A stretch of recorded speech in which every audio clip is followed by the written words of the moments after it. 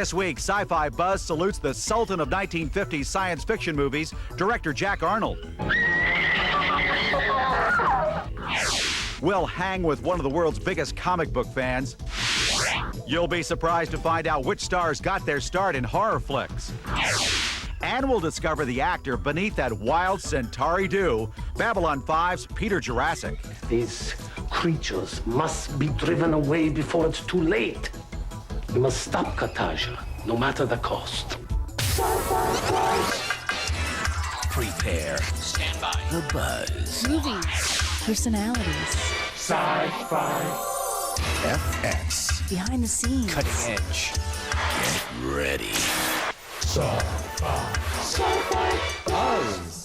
Happy New Year, Buzzers. Welcome to Sci-Fi Buzz for 1997. All new shows for this year, but we have some unfinished business to attend to. I didn't answer all the mail from 1996, so the staff is helping me out here. John, how's the hangover, by the way? This is from Barbara in Santa Barbara, California. Wants to know if we get paid to do this because it looks like we're having so much fun. Do we get paid? Yes, you get paid. You get paid plenty. But I tell you what, it is a lot of fun to be on the air doing the show. That's fun. But the 80 hours per week that it takes to put the show together, that's not so fun sometimes. But the majority of the time, I'd say we have a good time, right? Well, definitely. You got another letter to take care of. This is from Ravanna from Houston. She says, I heard that big stars like Clint Eastwood and Jennifer Aniston from Friends, of course, got their start. Their first films were actually, should I say it, horror movies. That is the case, as a matter of fact. In fact, the staff got on this story, and they found out that a lot of stars, I'm talking a lot of the stars, got their start in horror. Is she all right? She's alive.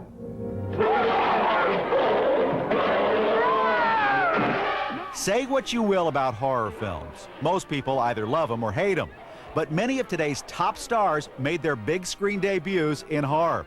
For instance, if you think the biggest star in Revenge of the Creature was the famous Gill Man, think again.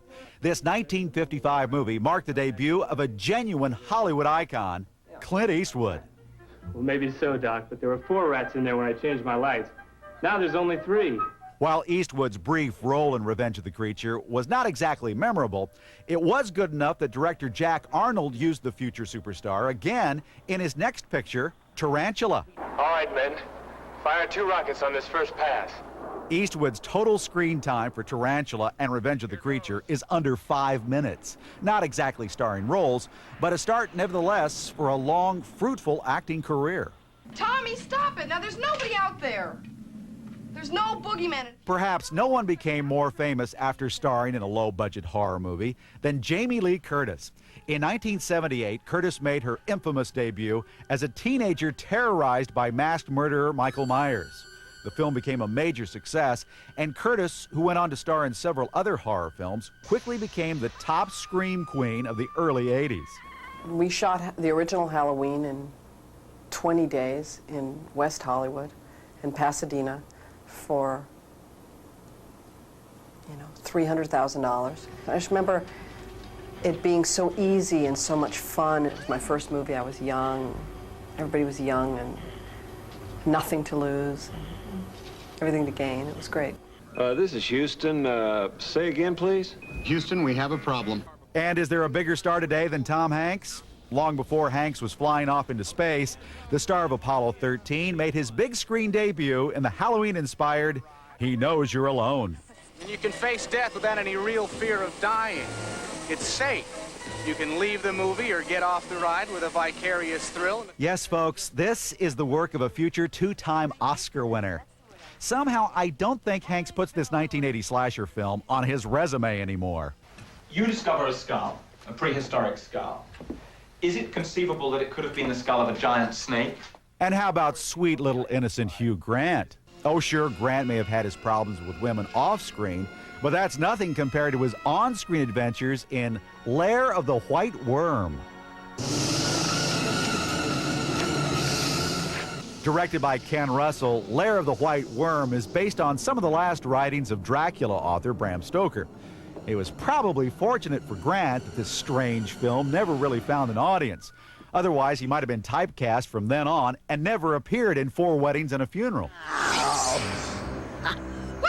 Is that my gold? What the hell are you? I'm a leprechaun, me dear.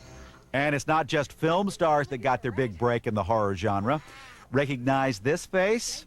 It's Jennifer Aniston of television's Friends. Just a couple of years before she would become a breakout television star, Aniston was featured in the gore-fest Leprechaun. When Sci-Fi Buzz caught her the night of the Leprechaun premiere, Jennifer was already down on the horror genre. I hate them. Completely hate them. My brother forced me to always watch them, and I always hated them. That's why it was fun to do this, because you kind of got to see all the tricks behind the scenes. There's only one way to kill a leprechaun. But I'm not going to tell you.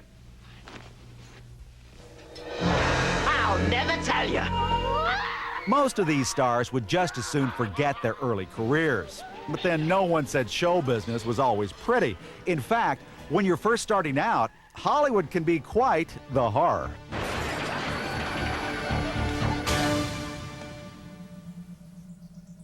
Oh, hi, everybody. Just trying to connect to the WWW here. Of course, you know what that is. The worldwide wait. I tell you, this waiting can get very, very boring. Well, while I'm waiting, let's get some New Year's resolutions from the staff here. Always a good time. Normally big jokes, though. What about you, Allison? What's yours? Well, I'll make sure that the editor uses your best performances. You're kidding? Yeah. Well, that's nice. Thank you. Brave Dave? Mike, I'll make sure you always have a big glass of wine by your computer. What's going on here? Thank you. That's cool. Hey, John? Mike, I've made my New Year's resolution. I'm only going to send you on interviews with leggy, voluptuous women. Whoa, 97 is going to be great. This is almost like I'm dreaming. What are you people doing? It's time to do the Buzz News. Oh.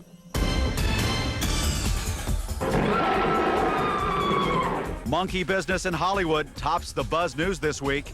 Walt Disney Pictures has begun pre-production on a remake of the Ray Harryhausen stop-motion classic, Mighty Joe Young. But that's not all. Miramax and Universal Pictures are co-producing a remake of King Kong. And with two competing gorilla pictures in the works, one can only wonder which big ape will be bigger at the box office. Wrong, wrong, wrong. And speaking of going ape, Gillian Anderson recently discovered that her co-star, David Duchovny, earns about twice what she does on The X-Files. Anderson has told friends that she plans to do something about it, but her plans are classified. We expect Anderson's popularity with fans will ensure the actress eventually gets the salary she deserves. And that's the latest buzz.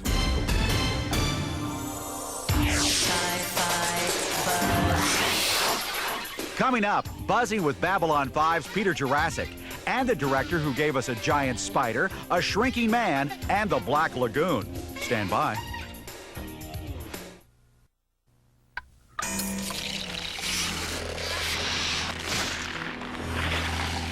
You are watching the Sci-Fi Channel. Sci-Fi Buzz. We are at the big Star Trek Babylon 5 combo convention in Pasadena, California, with Londo Malari's favorite person, Peter Jurasik. Hi, Peter. Good Hello, to see you. Mike. How are What's you? up? Not much. The big news in my life is that I've just gotten a son, 2 weeks old. Really? Yes, I surprised you, didn't I? Nicely done. Yeah. And what's his name? His name is Benjamin, and he doesn't have the little Centauri hair. It is a terrible truth, but as one accumulates power, one loses friends. One only has those who wish to use you and those you wish to use. So your character now, is he a good guy or a bad guy? Well, he's really gone through a big change, you know what I mean? He's gone through the change. Yeah, my line for the third and fourth season are, is it dark in here or is it just me? It's getting really dark around Londo. Well, now, actors always tell me that they like playing darker characters. How about you? The important thing for me is that he changed and that he grow. You know, in television series, you can get caught in a groove and just groove with one character and never have any growth because the audience or the writers really like one thing. Londo is changing. He started out pretty comedic, pretty broad. Yeah. And now he really is the villain of the piece at this point. You were foolish to leave Babylon 5, you know. You had sanctuary there. As soon as you left, you were vulnerable. You got to get tired of wearing that Patti LaBelle hairdo. No, absolutely not. Of course not. Oh, of course I mean, not. You know what? Again, they pay me a meager salary to do it. But Meager? Yeah, it's a tiny little salary. But you know, the part of it is putting on the wig, so I do it. How long does that take? I mean, the whole process. You know what? It's 2.5 hours, the whole thing, from start to finish. It's not that bad, really. I got a great makeup man. I sit and listen to jazz. It's usually 5 a.m. in the morning, so you get it kind of quiet and it. I mean, can you read and do stuff like that? Or is Actually, you can't read and you can't talk, so you got to get into your head. There is a monster on the throne, Shakar. A well-protected monster. He must be removed. Babylon 5 creator Joe Straczynski outlined a 5-year story plan for the series. Well, now the show is in its 4th season. But Jurassic, who played Sid the Snitch on the last 3 seasons of Hill Street Blues, isn't agonizing over Bab 5's possible demise. This is the 4th season, so does that mean next season is the last? I'm hoping that it will be. Oh, really? Not so much that I'm anxious for the character to end, but I've been in other television series where they kind of go on too long. Every time I find one listening device and remove it, they plant another. When you come to these conventions, do people recognize you? Real fans of Babylon 5, or if somebody was a big Hill Street fan, or they will recognize. The nice thing about being a character actor is that rather than hordes of people around, you get 1 or 2 people who come up to you and say, "Didn't you go out with my sister?" or "You owe me a couple of Centauri ducats, don't you?" or something like that. So I hear you're writing a sci-fi novel. It's not a B5 novel. It's called Diplomatic Act and written with a wonderful writer who sci-fi fans might know named Bill Keith Jr. 50-some books, and it was a real trip and a lot of fun to take off on Hollywood. And when will it be out? It's going to be out under Bain Books in the spring. Well, good luck with the book. Thank you so much. Good luck with Babylon 5. Okay, thank you. And good luck with your child, your son. Benjamin. Okay. Bye, Ben. See you, Ben. Benny. Daddy on TV.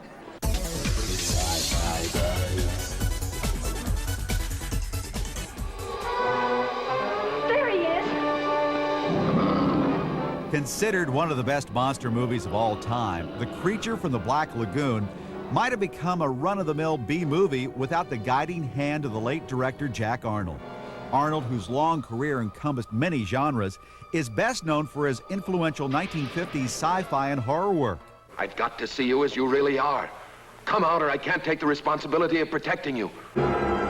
Arnold began his career as an actor before turning to directing feature films in the early 50s. One of his projects was Universal Studios' It Came from Outer Space, based on a Ray Bradbury story.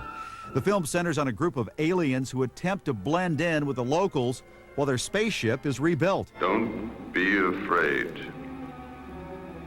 It is within our power to transform ourselves to look like you.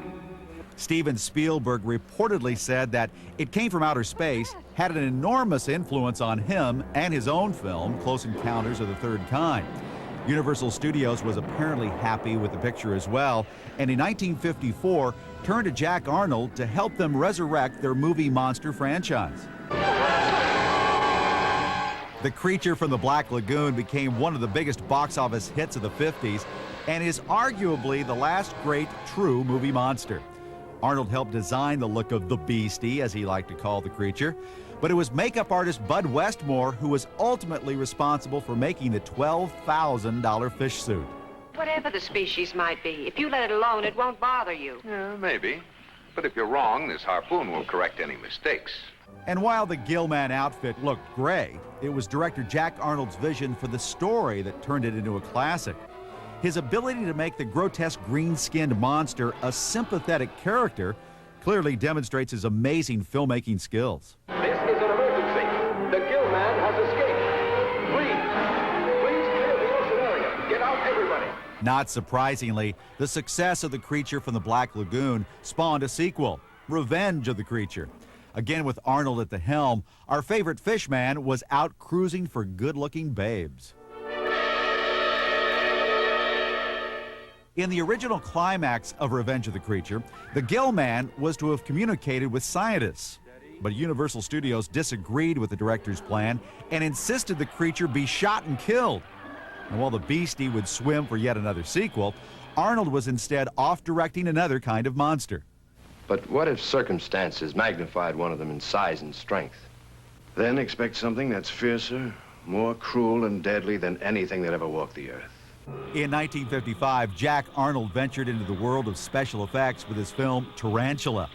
The giant spider was created by taking real-life spiders and blasting them with air to control their movements. Then through the use of special effects, you have one big old nasty looking spider. Arnold used his giant spider effect again on The Incredible Shrinking Man. This special effects-laden film also included colossal cats, raging floods, and the use of gigantic props. It kept late 50s era audiences glued to their seats.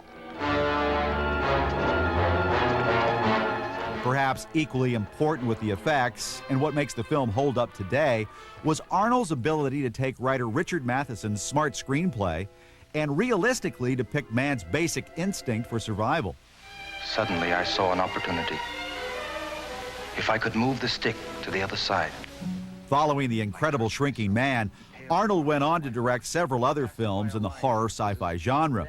Those films were met with mixed success, but Jack Arnold had already established himself as one of the genre's greats. And today, as new generations of film fans discover his work, it's apparent that his popularity is anything but shrinking.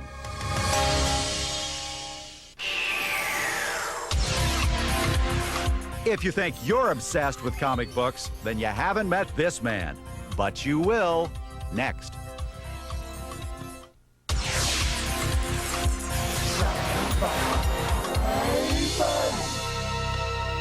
I'm Jeffrey Patterson, the comic book king of Gardena, Wizards fanboy, and this is my house. It's like a comic book museum. Let me take you through and show you what it looks like.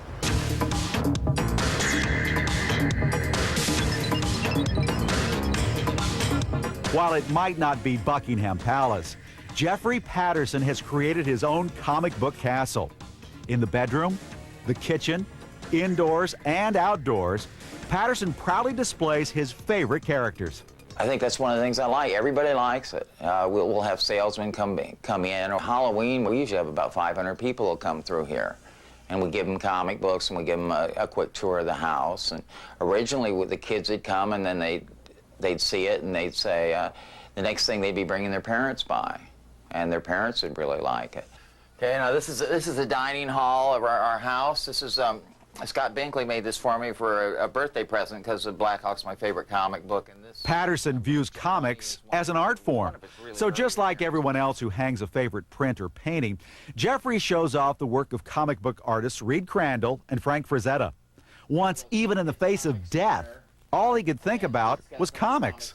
I just bought a huge collection of old comic books, and I'd bought them and gone off to work. And I was riding with somebody from work, and he lost control of the car. He almost went off a cliff, and then he ran it into a tree. And I can remember my last thoughts being that, geez, I wasn't going to see this big collection of comic books that I just bought. And I remember thinking, this is pretty ironic, you know, because I'd just gotten engaged too, but it was what was on my mind. Still not convinced Patterson may be the country's biggest comic book fan? Well, there's one other thing worth mentioning. My unique personal item? I don't know. Okay, it's probably this is what you're talking about. This is my Captain Marvel tattoo. You know, most people get it on their arms or in smaller areas, and sometimes it'll be real detailed. I did something simple and I gave it a large area, and I thought, you know, I thought it really works. I've had a lot of comments on it, one way or another, but. Patterson's passion for this art form became his business when he opened Jeffrey's Comics. The store gave him the opportunity to meet fellow fans and his future wife, Monica. When the couple married, they exchanged their vows dressed as, what else, comic book characters. Together, the two are raising a family of future superheroes while continuing to add to their comic collection. I think we'll always have it in the house because it's a business, it's the love, and it's something that we share together. My friends come over and they say, oh my gosh, how do you stand this? But I love it. These are images that they say things about heroism and fun and the bright colors they have and innocence and a lot of things that people are happy about and happy to see, you know, a house that's a little bit different from every house on the block. This is Jeff Schaefer from Apple Valley, and I'd like to recommend Harlan Ellison's City on the Edge of Forever. This is an excellent book. It's the actual screenplay of one of the original Star Trek episodes, probably the one that's considered the best of the original episodes ever done. It's a chance to see what could have been done with it and what was actually done with it. Harlan Ellison's fiction is excellent, but his commentary on his own life is even better.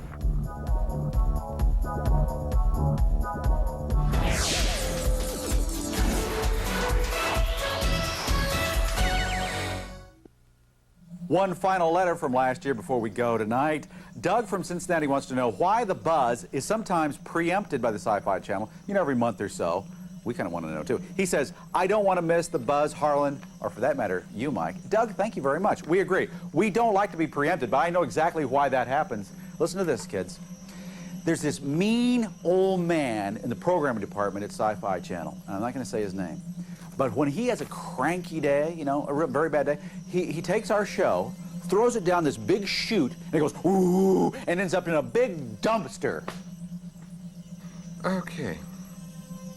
Okay, I admit I have no idea why we get preempted, but this is where the Dominion comes in. If you are mad about this, simply get online or write a letter to the bosses upstairs and say, we demand our Sci-Fi Buzz. Yeah! That's right. Besides, going down that chute really hurts. They've created the ultimate human weapons. It's your government, and they're up to no good. See the results of their fiendish experiments in David Cronenberg's Scanners, tonight at 12:30 p.m. Eastern. Now stay tuned for Inside Space SFC next.